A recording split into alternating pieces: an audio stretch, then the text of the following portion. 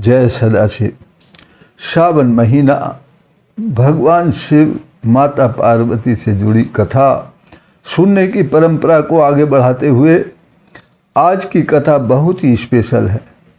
हो भी क्यों ना, ये कथा जो है सुनने वालों को विशेष सौभाग्य प्रदान करने वाली है। ये पार्वती माता की सबसे बड़ी खुशी का दिन है और एक त्योहार की तरह मनाया जाता है। सावन महीना के शुक्ल पक्ष की तृतीया तिथि को माता पार्वती और भगवान शिव की विशेष पूजा होती है। महिलाएं और कुंवारी कन्याएं भी इस व्रत को करती हैं और सौभाग्य प्राप्त करती हैं। व्रत के दौरान ये शिव पार्वती से जुड़ी कथा सुनने से ही व्रत से शुभ फल की प्राप्ति होती है। आइए सुनते हैं क्या कथा है। ये कथा हरियाली तीज की कथा के नाम से जानी जाती है। हुआ ये कि माता पार्वती ने कम उम्र में ही भगवान शिव को पति के रूप में पाने के लिए कामना कर ली थी। इसके बाद जब वे विवाह योग्य हो गई तो उनके पिता हिमालय ने उनकी शादी के लिए योग्य वर की तलाश शुरू कर दी। एक दिन ये हुआ कि नारद मुनि घूमते हुए पर्वतराज हिमालय के यहाँ आ गए। ऐसे शुभ अवसर पर हिमालय राज ने नारद मुनि से पार्वती के विवाह योग्य वर सुझाने को कहा। अब नारद जी ने पार्वती के योग्य वर के लिए वैकुंठ निवासी भगवान विष्णु का नाम सुझाया। हिमालय को भी श्री हरि दामाद के रूप में पसंद आ गए और उन्होंने अपनी स्वीकृति दे दी। लेकिन जब पार्वती ने ये सुना तो वे बहुत चिंतित हो गई, क्योंकि वे तो शिव जी को ही पति रूप में पाना चाहती थी। अब माता पार्वती तपस्या करने के लिए जंगलों में चली गई। बहुत वर्षों तक कठोर तपस्या करती रही।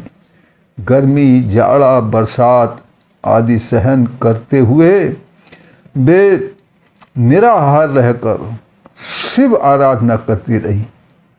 उनकी तपस्या और अडिग निश्चय देखकर शिव एक दिन प्रसन्न हो गए और सावन महीना शुक्ल पक्ष की तृतीया तिथि को शिव ने माता पार्वती को उनकी मनोकामना के अनुसार विवाह का आशीर्वाद दे ही दिया।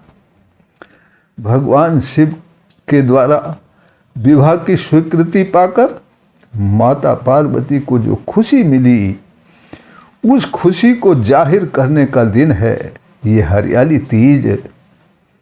पर्वतराज हिमालय भी ये बात सुनकर प्रसन्न हो गए और भगवान शिव और माता पार्वती का विवाह तय हो गया। जिसने भी ये समाचार सुना उसका मन गदगद हो गया, प्रसन्न हो गया। सभी महिलाएं, सभी पुरुष सावन के इस हरी भरे मौसम में हरे कपड़ों से पहनकर बागों में झूले डालकर खुशी का इजहार करने लगे।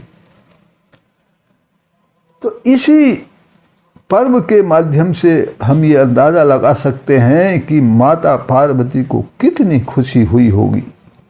माता पार्वती कितनी खुश होगी। तभी माता पार्वती ने शिव से ये भी वरदान मांगा कि जो भी कुंवारी कन्या इस व्रत को कहेगी और कथा को सुनेगी, उसकी मनोकामना पूर्ण होगी, उसको मनोवांछित वर की प्राप्ति होगी। तभी से ये हर साल सावन महीना शुक्ल पक्ष की तृतीया तिथि को हरियाली तीज का त्यौहार मनाया जाता है। और ये थी हरियाली तीज की कथा जो सभी को सुननी चाहिए और सौभाग्य प्राप्त करना चाहिए। परम पिता परमात्मा सदाशिव और माता पार्वती हम सबको सौभाग्य प्रदान करने की कृपा करें। इसी प्रार्थना के साथ फिर मिलते हैं अगली किसी सावन महीना की शिव पार्वती से जुड़ी कथा के साथ। तब तक के लिए जय सदाशिव।